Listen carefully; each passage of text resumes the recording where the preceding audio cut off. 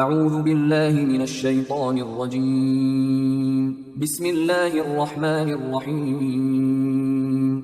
سورہ فتح آیات نمبر 27 تا 29 میں رسول اللہ صلی اللہ علیہ وآلہ وسلم کے خواب کی تصدیق، اس کی تعبیر کے ظہور میں جو تاخیر ہوئی اس کی حکمت۔ رسول اللہ صلی اللہ علیہ وآلہ وسلم اور آپ کے صحابہ کی خصوصیات جو تورات میں دی گئی ہیں، اور حق کے تدریجی غلبے کی مثال جو انجیل میں دی گئی ہے۔ اعوذ باللہ من الشیطان الرجیم لقد صدق اللہ رسولہ الرؤیا بالحق۔ بے شک اللہ نے اپنے رسول کو حقیقت پر مبنی ایک سچا خواب دکھایا تھا۔ لَتَدْخُلُنَّ الْمَسْجِدَ الْحَرَامَ إِن شَاءَ اللَّهُ آمِنِينَ مُحَلِّقِينَ رُؤُوسَكُمْ وَمُقَصِّرِينَ لَا تَخَافُونَ۔ انشاءاللہ تم مسلمان ضرور مسجد الحرام میں امن و امان کے ساتھ داخل ہوگے، اور وہاں جا کر بلا کسی خوف و خطر اپنا سر منڈواؤ گے اور بال ترشواؤ گے۔ فَعَلِمَ مَا لَمْ تَعْلَمُوا فَجَعَلَ مِن دُونِ ذَلِكَ فَتْحًا قَرِيبًا۔ اللہ ان باتوں سے واقف ہے جو تم نہیں جانتے، سو وہ خواب پورا ہونے سے بہت پہلے اس نے فوری طور پر تمہیں یہ فتح عطا کر دی ہے۔ هو الذي أرسل رسوله بالهدى ودين الحق ليظهره على الدين كله وكفى بالله شهيدا۔ وہ اللہ ہی ہے جس نے اپنے رسول کو ہدایت اور دین حق دے کر بھیجا ہے تاکہ اس دین حق کو ہر باطل دین پر غالب کر دے، اور اس حقیقت پر اللہ کی گواہی کافی ہے۔ محمد رسول اللہ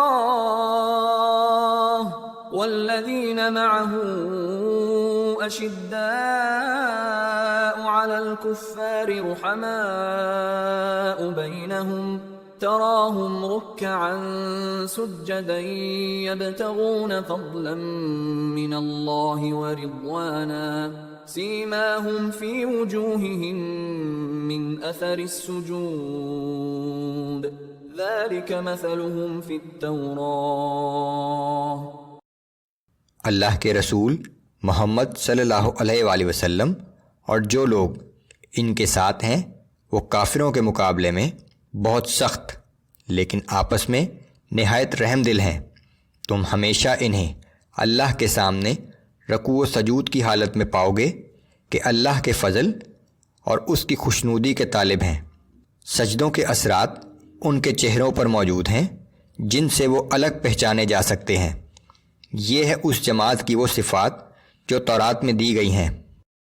وَمَثَلُهُمْ فِي الْإِنْجِيلِ كَزَرْعٍ أَخْرَجَ شَطْأَهُ فَآزَرَهُ فَاسْتَغْلَظَ فَاسْتَوَى عَلَى سُوقِهِ يُعْجِبُ الزُّرَّاعَ لِيَغِيظَ بِهِمُ الْكُفَّارَ۔ اور انجیل میں ان کی مثال یہ ہے کہ گویا ایک کھیتی جس نے پہلے ایک چھوٹی سی کونپل نکالی، پھر اس کونپل کو تقویت دے کر مضبوط کیا، پھر وہ موٹی ہوتی گئی حتیٰ کہ اپنے تنے پر اس طرح کھڑی ہو گئی کہ وہ کسان کے لیے خوشی کا باعث بنتی ہے۔ اسی طرح اس جماعت کو یہ زور اور قوت اس لیے عطا کی گئی تاکہ انہیں دیکھ کر کفار اپنے غیظ و غضب کی آگ میں جلیں۔ وعد اللہ الذین آمنوا وعملوا الصالحات منہم مغفرة واجرا عظیما۔ جو لوگ ایمان لائے اور اعمال صالح کرتے رہے، اللہ نے ان سے مغفرت اور بڑے اجر کا وعدہ فرمایا ہے۔